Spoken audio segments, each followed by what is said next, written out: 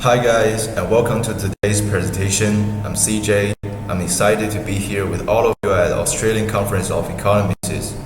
It's an honor to share some thoughts on economy issues that are shaping our world right now.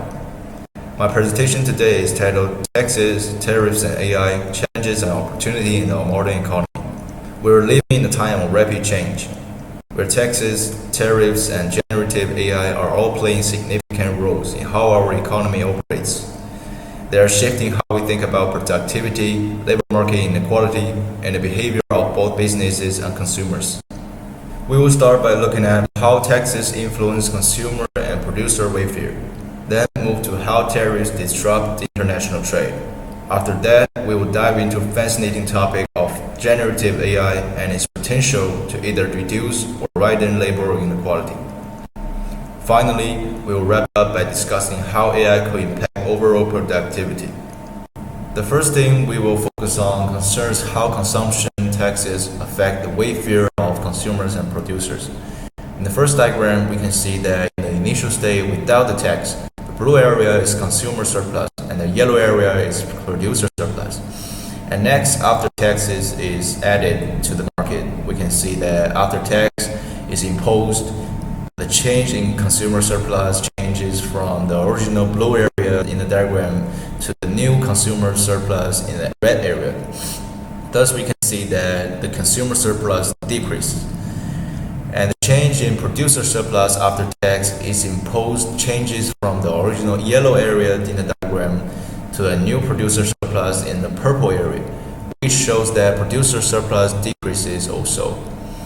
The green area in the diagram indicates the dairy loss, which is due to the decrease in consumer surplus and producer surplus after tax, respectively.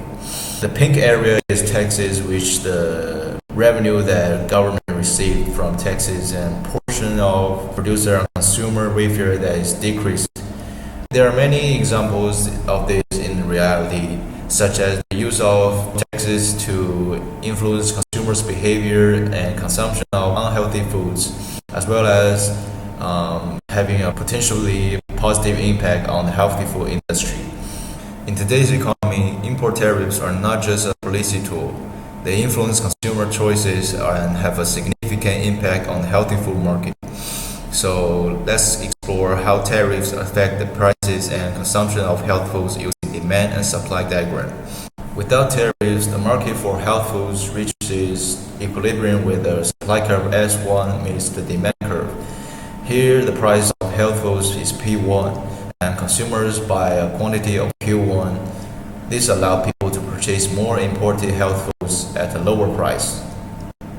However, when the government imposed the tariffs on imported health foods, the supply curve shifts left from S1 to S2, meaning suppliers facing higher costs.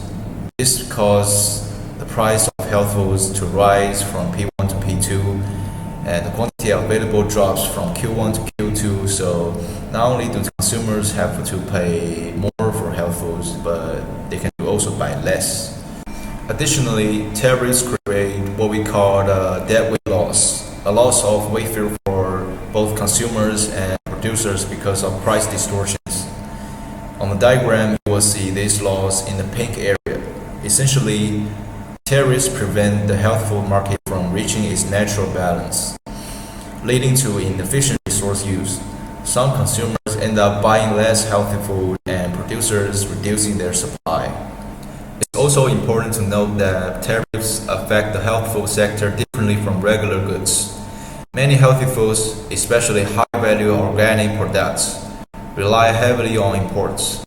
This means that tariffs could have a more direct negative impact on consumer health, as higher prices may push people to choose cheaper, less healthy alternatives.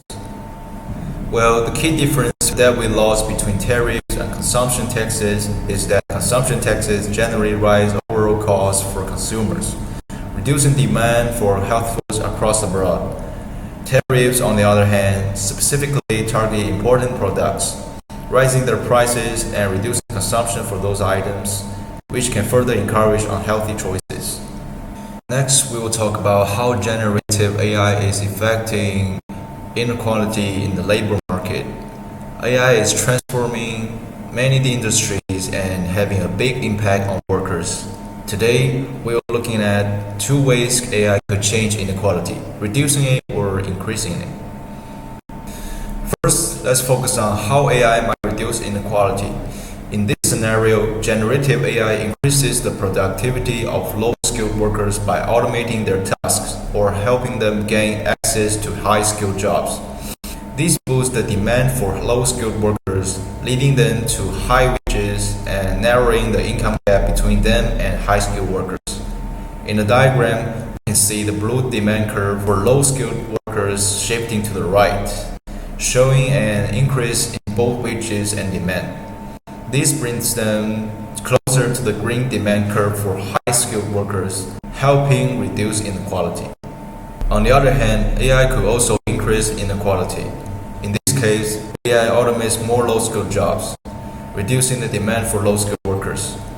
In the first diagram, the demand curve for low-skilled workers shifts left, causing both wages and demand to drop. Meanwhile, in the second diagram, AI makes high-skilled workers even more productive, shifting the demand curve to the right. This results in high wages and greater demand for high-skilled workers, which increase the gap between two groups and more inequality. Generative AI has not only transformed the labor market, it has also had an impact on the productivity and output of the economy as a whole. Next, I will explore the different impacts of AI on productivity through two scenarios. In the first scenario, generative AI can significantly increase productivity. AI helps companies reduce wasted resources and increase efficiency through automation, process optimization, and big data analytics. For example, AI can help food producers optimize their supply chain to reduce waste and increase production. In this scenario, AI increases productivity and pushes the aggregate supply curve rightward from AIS1 to AIS2. As supply increases, the price level decreases from P1 to P2, while economic output rises from Y1 to Y2. This suggests that AI has a positive impact on the overall economy, not only by boosting outputs, but also by holding down inflation. However, in the second scenario, the productivity gains from generative AI may be limited or even essentially unchanged. Well, AI helps certain high-tech industries. Other traditional industries may not be able to take full advantage for the benefits of AI, or generative AI may not be able to replace human labor, resulting in little impact on productivity. At this point, the aggregate supply curve remains essentially unchanged and remains at AS. Output stays at Y and the price level remains at P. In this case, the impact of AI is confined to a few areas and contributes less to overall economy. Well, the long-term impact of generative AI on the economy will depend on whether they can be widely used in various industries and the policy measures taken by governments to promote the diffusion of AI technology. And for the last topic, we will use behavioral economics to explain why people choose unhealthy foods. First is present bias. People tend to prioritize immediate gratification over long-term health benefits. Second is status quo bias.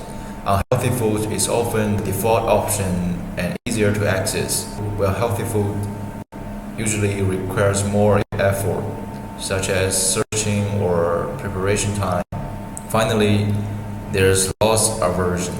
When people see that healthy food is more expensive, they focus on where they are losing money rather than the potential health benefits. This makes them more likely to choose cheaper but unhealthy options.